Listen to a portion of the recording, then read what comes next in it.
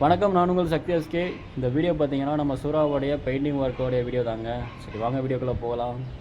First இவனை dismantle பண்ணிக்கிடுங்க. இவனை பிரிச்சுட்டு தான் ஒவ்வொரு பாட்டையும் தனித்தனியாக கழுவணும். அப்போ தான் ஈஸியாகவும் இருக்கும். இப்படியே கையோட கழுவினா நமக்கு தான் கையில் டேமேஜ். ஏன்னா அப்படி வேலை பார்த்து வச்சுருக்கோம் வண்டியை.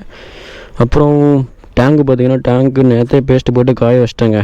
பெயிண்டிங்கிறது அந்தளவுக்கு ஈஸி இல்லை, ஸோ ரொம்ப கஷ்டமும் இல்லை. முயற்சி பண்ணால் முடியும்.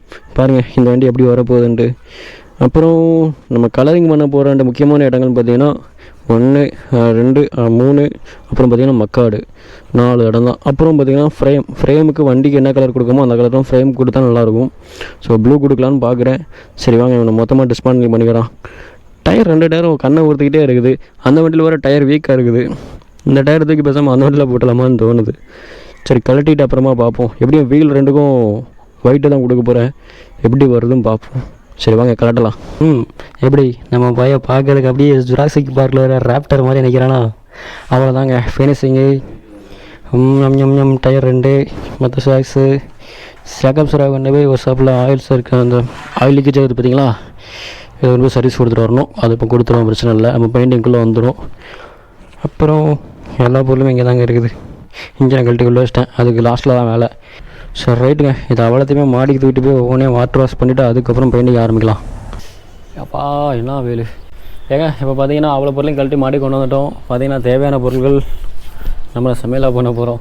ஸோ தேவையான பொருட்கள் பெயிண்ட் அடிக்க போகிற பொருட்கள் மட்டும் மேலே கொண்டு வந்துட்டோம். பாடி பார்ட்ஸு, சேஸு, வேலு, டேங்கு, ஹேண்ட்பேடு, அப்புறம் புட்ரெஸ்ட்டுக்குள்ளே இது, அப்புறம் ஸ்டே, இவ்வளோ தான் நம்ம பெயிண்டிங் பண்ண போகிற பொருட்கள். இன்ஜின் பெயிண்டிங் பண்ணல.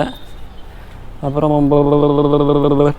சேஸ் பார்த்திங்கன்னா நம்ம ப்ளூ தான் ஃபுல்லாக கொடுக்க போகிறோம். சேஸ் ஃபுல்லாக ப்ளூ கலரு. வீல் பார்த்திங்கன்னா 2 வீலும் ஒயிட் கலர் கொடுக்க போகிறாங்க. பார்க்குறதுக்கு அழகாக இருக்கும். ஸோ இதெல்லாம் முடிச்சுட்டு வந்து பாருங்கள் எப்படி வெறுத்தனமாக இருக்குன்ட்டு அடிச்சுட்டு காட்டுற பாருங்கள். ஃப்ரேம் அப்படி ப்ளூ கலரில் கொண்டு வந்துட்டாங்க. பைக்கோட கலர் இதுதான், ஃப்ரேம் கலர் தான். மாப்பிள்ள வாங்க உள்ளே வாங்க. வாங்க மாப்பிள்ள.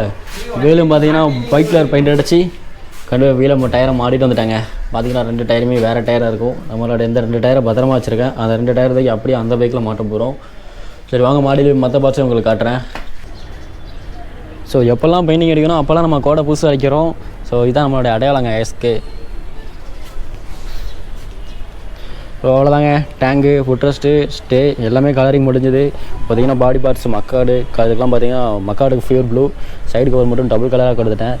அப்புறம் பார்த்திங்கன்னா டேங்க் கவரு, அப்புறம் ஃப்ரண்ட் மாஸ்க்கு அதையும் முடிச்சாச்சு. காஞ்சி முடிச்சுட்டு இனிமேல் ஃபிட் பண்ணுறது மட்டும் தான் வேலை. ஸோ ஃபிட் பண்ணிட்டு அடுத்த வீடியோவில் ஃபுல்லாக வரேன். சரி okay, I love you all, by.